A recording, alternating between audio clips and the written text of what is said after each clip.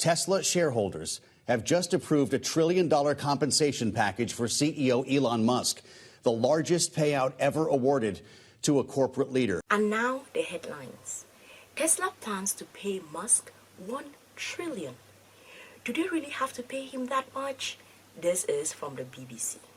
And then we have the next one. This is from CNBC, and it says, Tesla says shareholders approve Musk's $1 trillion pay plan with over 75% voting in favor. And then the last one is from Yahoo Finance, and it says Tesla's new chapter begins as Elon Musk gets his $1 trillion pay package. I have a lot of thoughts. I have a lot of thoughts about this because we live in a society. I'm not trying to come at this being holier than thou or whatever. I am a startup founder, and one of the things that if you get into any accelerator or just building a startup, they tell you is that how quick is the growth, how much money can you make, can this be a $1 billion company, can this be a unicorn? Because everyone that is investing in any startup, the idea is that they are investing hoping that that business is going to make them $1 billion. It is going to be like extreme growth at extreme speed. So I am not coming to this with a sense of, oh, people should not make money, people should not do whatever. That is not the sense that I'm coming at this from. That's not the perspective I'm coming to this with. But I am coming to it from the perspective of capitalism.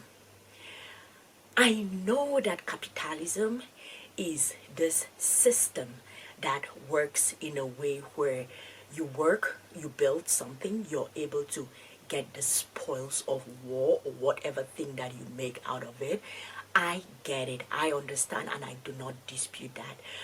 But when we live in a society where the 1% owns more than 70% of the wealth of the entire remaining population, and when we live in a society where people are struggling to get food, shelter, water, and then you have people that are getting to 1 trillion in terms of how much money that they are making, that is not a sustainable system. At some point, when that gap between the poor and the rich becomes so wide, the poor are going to revolt against the wealthy. Let me play this clip here. You have to be logical.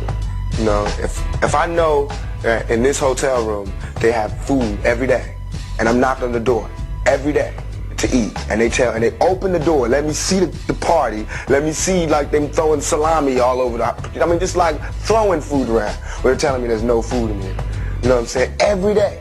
I'm standing outside trying to sing my way in. You know what I'm saying?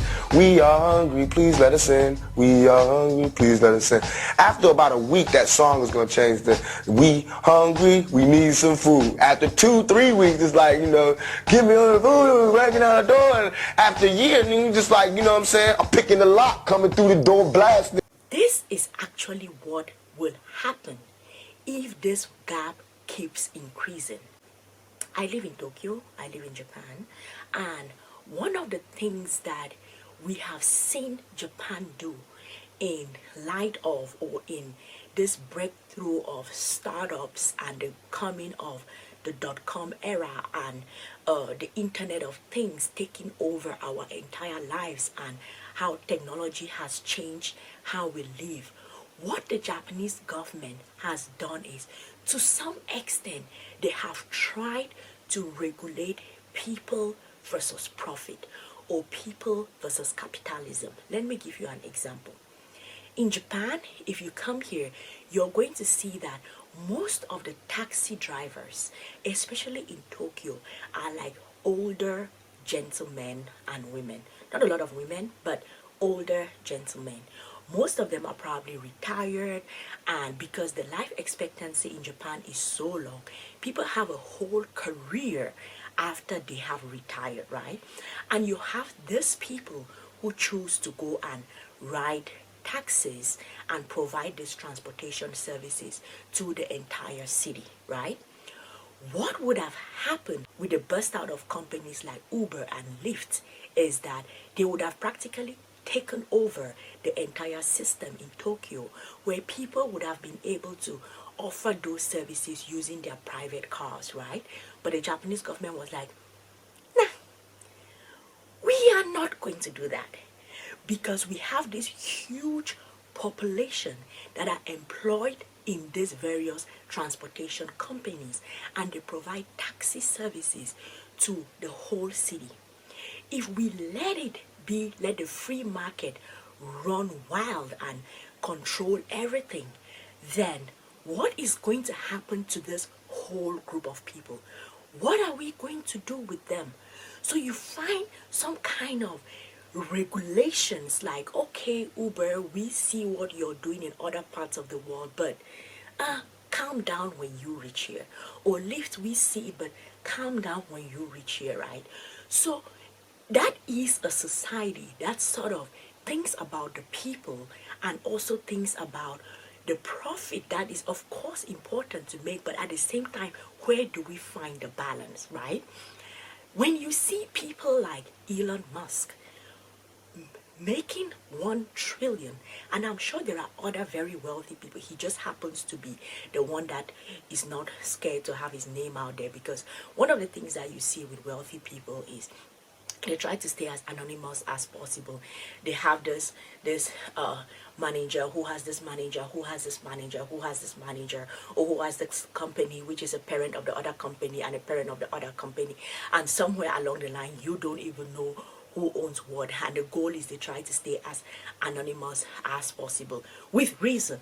I think one of the reasons why they will choose to go that kind of staying anonymous route goes back to that idea of, if these people want to revolt, let them not even know who to look for, because they don't know our faces, right? But going back to the point is that when we live in a society where we see someone like Elon Musk making it to the 1 trillion in terms of money, and then people are barely scraping by to afford food, shelter, and water, that kind of a society is not sustainable. At some point, it is going to break. So much has been made about the New York mayoral race, right? Where Zoran Mamdani wins and he's a democratic socialist. And people are like, oh my God, we the billionaires are going to leave New York. Oh my God, socialism is going to take over New York. The question that these people, what they are talking about is, we are going to leave, we are going to leave. The question that they are failing to ask is why?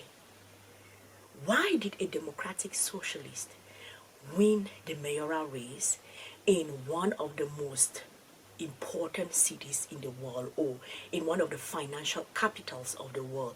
Why did that happen? And why did he win on the message of affordability? Why did he win on that message? The reason why something like that happens is that people are beginning to feel that the system is failing them. And when people are beginning to feel that the system is failing them, what will happen is they will revolt against that system. And when they revolt against that system, and because people are civilized, they will do it in terms of their voting. They will vote for someone who tells them a message that says, you are going to look out for us and not just make sure the wealthy keep becoming wealthy. That is the message that resonates with people. And also with Donald Trump, like him or not, the message that he sent out was, groceries are too much. The prices of groceries are too much. I'm going to make it affordable. I'm going to make it affordable. We can have a debate about, did he deliver on that promise? And we can also have a debate about, will Mamdani be able to deliver on that promise?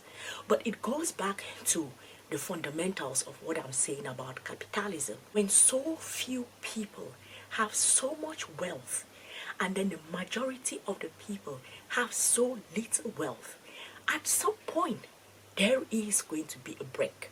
Because the idea why people buy into a system is that we are buying into a shared hope. And the hope is that we are going to be able to get something out of the system where we can take care of ourselves, we can take care of our families, we can go to school, we can get out, we can get a decent job, we can get health benefits, we can live a decent life, like just a decent life, right? So when that is not happening, people begin to lose trust in that system, and that system being able to take care of them and in the promise of that system.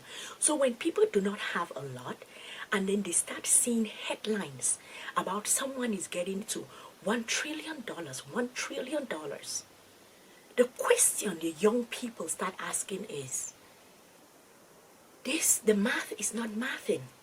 The math is not mathing. And when the math keeps not mathing for a very long period of time, there is going to be a revolt. So I am not saying that people are going to start fighting on the streets. That's not what I'm saying. But what I'm saying is that if you're like people in government, they need to rethink this. They need to rethink this contract that we have between the system and the people and how it is working for the people. Because if it keeps not working for the people, at some point we are going to have a collapse of the system. What do y'all think? What do y'all think? Did you read the news that Elon is going to be a trillionaire? What do you think about it? And how is life going on for you? Do you think capitalism is going to survive? Do you think that we are witnessing the gradual end of capitalism? Let me know in the comment section. If you're new here, my name is Sylvie. I am a startup founder. We create content about scholarships, but I have graduated out of that part of my life, and now I'm creating content based off of news headlines that resonate with me and things that I feel I can have some comments about, and also some behind the scenes on how I am building my company. So if you found this helpful, do want to like the video, let me know in the comment section, subscribe to the channel. I'm going to see you all in the next one. Peace.